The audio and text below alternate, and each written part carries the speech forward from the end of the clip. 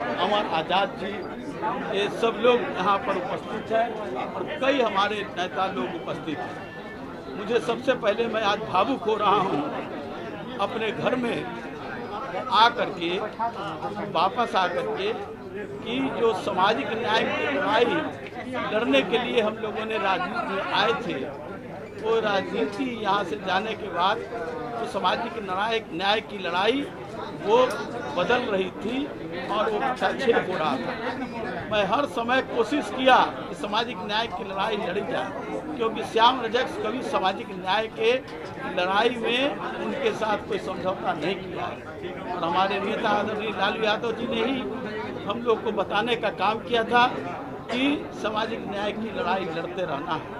हम तो बहुत सारे चीज़ आंकड़े लेकर के आए हैं, लेकिन प्रांतीय अध्यक्ष जी का आदेश हुआ कि कभी शब्द में अपनी बात कहना है, तो मैं ये कह रहा हूँ कि आंकड़े उठा कर देखेंगे तो बिहार में हम कल परसों की बात करते हैं, उचकारी थाना जो कहलगांव के पास एक मासूम दलित लड़की के साथ रेप होता है 4 लोगों के द्वारा, और एसपी तक को कहा जाता है कार्रवाई नहीं होती है, थाना में एफआईआर नहीं होता है, बहुत परेशानी के बाद एफआईआर होता है लेकिन कार्रवाई कुछ नहीं होती। ये सारी बात है और इस लेकर के मैंने इस्तीफा की बात कही। और मंत्रालय हमारे लिए कोई सुख सुविधा नहीं है, हम तो कई बार मंत्री रहे। आदरणीय लालू यादव जी ने, श्रीमती राबड़ी देवी जी ने हमको मंत्री बनाया, लेकिन मेरा चेहरा आप लोग खुद मूल्यांकन करते हो। आज भी मैं उद्योग विभाग मरणासन था, चाहे खादी मॉल का सवाल हो, हैंडलूम हाट का सवाल हो, या भागलपुर में सिल्क सिटी का सवाल हो, चाहे बुनकरों का जो पावर लूम जो गया में जो खुशहाल थे, उनके लिए रोजगार की व्यवस्था आप लोगों ने करने का काम किया।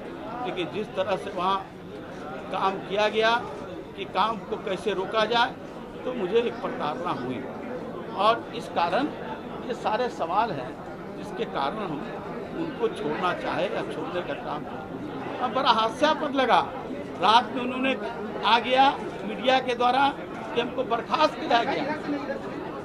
तो जो जनता दल यू का संविधान है, संविधान हमारे पास कॉपी है, संविधान है ये जनता दल यू का, उस संविधान में धारा 19 के अंतर्गत है कि आप कैसे निकाल सकते हैं, किस पर कार्रवाई कर सकते हैं। मैं राष्ट्रीय परिषद का सदस्य और नीतीश कुमार जी का नामांकन जब हो रहा था राष्ट्रीय अध्यक्ष का, तो मैं उसके प्रस्तावक था।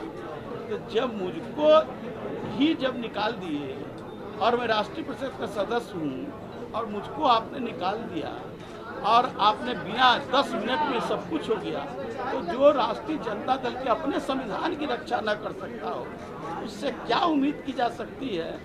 राज्य की संविधान, राज्य की रक्षा और राष्ट्र की और भारत का संविधान को कैसे बचाया जा सकता है। एनआरसी आप देख रहे हैं किस तरह से जो दलित हैं, जो पिछड़ा है, जो मुस्लिम है, अक़लियत हैं, उनके साथ अत्याचार का काम जो रहा है, ये सारे सवाल हैं।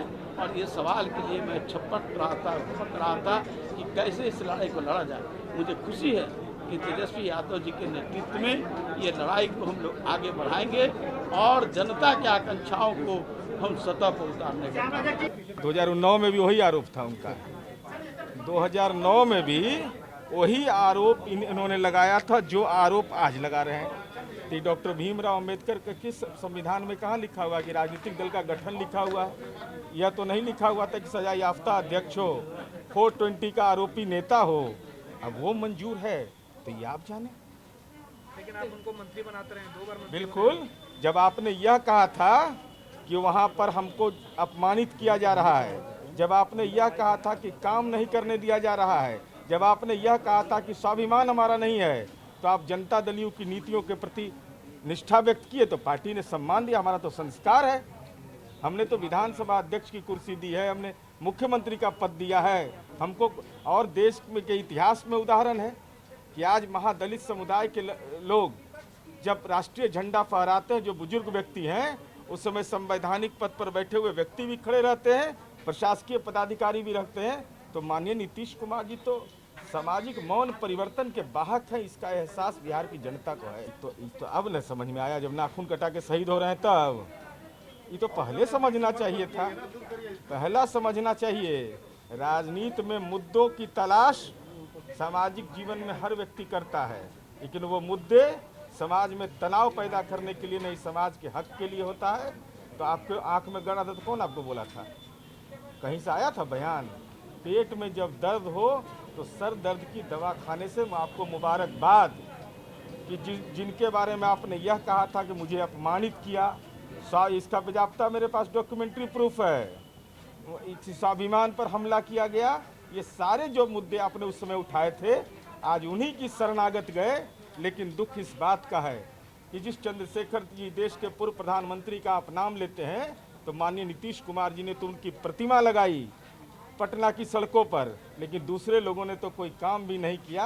हाँ, संपत्ति अर्जन वाले लोग हैं, 420 के आरोपी हैं, 420 के सजा याफ्ता हैं। अगर ऐसा ही राजनीतिक नेतृत्व चाहिए जो दलितों का नरसंहार करवाता हो, जो दलितों की हिस्सेदारी नहीं देता हो, जो दलितों के सशक्तिकरण का काम नहीं करता हो, तो अपनी अपनी सोच मुबारक। निश्चित आप अगर कह कर के आइएगा कि हमको अपमानित किया गया, ये डॉक्यूमेंट्री प्रूफ है, दाएं बाएं से नहीं चलेगा। ये बयान है दिया हुआ कि हमको अपमानित किया, हमको हमारा स्वाभिमान नहीं, हमको काम नहीं करने दिया जा रहा है। तो आज क्या हो गया?